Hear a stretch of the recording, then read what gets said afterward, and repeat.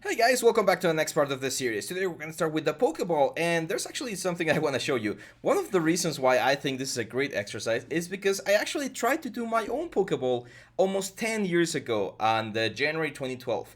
And this is what I was able to get inside of Maya. And I remember back then, I mean, I was just starting my 3D journey, and it was a little bit, challenging, of course. But I couldn't get it to look exactly like I wanted it, right? Because as you can see here, the proportions of the Pokeball are very, very specific, and that's something that we are going to be taking into account for this particular exercise. Now, not only are we going to be doing the outside of the Pokeball, we're also going to be doing the inside, and we're going to be adding some damage. Like, imagine like if we've been using this Pokeball for a long time and it has some scratches and things. So there's going to be a lot of process here. That's why I like this as a first project, because if you're completely new to hard surface in ZBrush, this is going to be something really, really cool for you.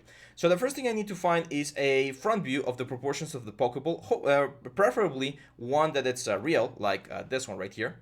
And this one looks completely perfect. So you can download this image. In my case, I'm just going to keep it right here because I'm going to be using it as a reference here inside of ZBrush. So I went here to the simple brush, or to the tool panel rather, and I grab my first like sphere 3D right there. And the first thing I'm going to do is I'm actually going to make this a polymesh 3D so that we can work with all of the things that we normally work with. I'm going to use a little bit of see-through here to find like the proper size, which is right about there. And the first thing I want to do is I want to create the upper and lower like plates, right? Like the circular things that go across. And that's going to, of course, need a couple of booleans. So I'm going to append first a cylinder. And the cylinder, I'm going to scale it down. Whoop. Select the cylinder, of course, and scale this down, down, down, so that we find the black line right there, which is the thickness of the element, right? Now I'm going to scale this up and make it a little bit thinner again. And of course, I'm going to divide this. Now, the only problem here is if I were to divide this shape right here, no, actually, it's working nicely. I was going to say we might need a couple of support edges using Simuler, but in this case, it's working fine. So I'm just going to say minus, and as you can see, we're going to be dividing or subtracting that shape from our little Pokeball right here. Now, what I want to do is I want to give thickness to the red and white areas. And the easiest way for me to do that is grab this first sphere. Let's get rid of the see-through. I'm going to duplicate the tool. I'm going to say minus as well, and I'm going to scale it down. Why down? Because I know, let's go to positive. I think I was going to the other side. There we go. So I know when I scale this down, this is going to create the thickness of my Pokeball. See that? So I'm kind of like hollowing the inside of the element, which is giving me this very, very nice effect. Now I'm going to go a little bit thick like this, because that's going to help me with the series measure later on. And finally, we need to do this little hole here in the front, which that's probably the one part that I had the most problems when I was doing this inside of Maya. And the way we're going to do this was we're going to append another cylinder. We're going to rotate the cylinder forward. So forward, like this. And then I am going to, of course, scale this down. And you can see the little head over here. That's going to be my reference point to know where this cut should be happening. We should be around there, I would say. Now, if you don't have this little head right here, make sure to go into preferences, and it's called, where is it? Cam view. It's this little cam view. So it's just, you can make it bigger or smaller depending on what you're going for. I'm just going to do something like that. Let's scale this back so that we're right in proportion, or as close as proportion as possible. And then we scale this up until we hit the little circle right there. Now I'm pretty sure I'm in the center line. Yeah, so the image is slightly off center, which is fine. But as long as I am in the center, which we can see here, we're aligned to the grid, we should be fine. So maybe a little bit bigger. There we go. Let's bring this back down. And I'm of course gonna divide this a couple of times. Why? Because I want this division to be super, super smooth there on the hollow parts of the Pokeball.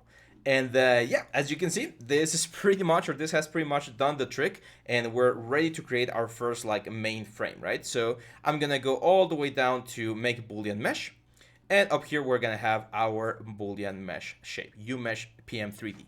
Now, the first thing I want to do is I actually want to remesh these things, because as you can see, I mean, the topology is not bad, but it's not exactly what we want. And eventually, if we want to sculpt certain like important details, we definitely want a cleaner topology. So I'm gonna go down here to geometry, and I'm gonna say remesher. I'm gonna add, I'm gonna say keep detect edges, and I'm gonna say remesh, and let's see what we get. So not bad, right? Look at this beautiful thing. Now, your series measure might take a little bit longer depending on your processor. This is processing speed. I'm definitely gonna turn on symmetry, by the way. I forgot to do that on the previous one, so let's hit series measure, and you can see that we get a very nice topology. It's not optimized, like you would definitely have a lot lower poly count if you were in a game, but I'm really impressed by the cleanliness of this thing. Look at this, beautiful, right? Beautiful. So even the little corners here on the edge of the Pokeball are looking really nice. And as you can see, we actually, since we had this detect edges, it actually added a couple of support edges to the corners, so that when we divide this thing, we're gonna hold those edges very sharply, which is exactly what I want to do. Especially when you're talking about like machine parts, things that are done in a factory with robots and stuff, you would expect the corners to be really sharp at first. So this, my friends, is looking amazing. Yeah, I don't have any sort of like problem with this. Now, if you wanted to go lower, let's say that you really want to get this into a game. Remember, you can go here into series measure and change this to half. And now when we series mesh, it's gonna try to series mesh this and give you half the amount of resolution that you have, which in this case is working nicely. That's 4,000 points, which is about 8K triangles. Let's try one more and see how we get here, or where we get. Let's say series measure.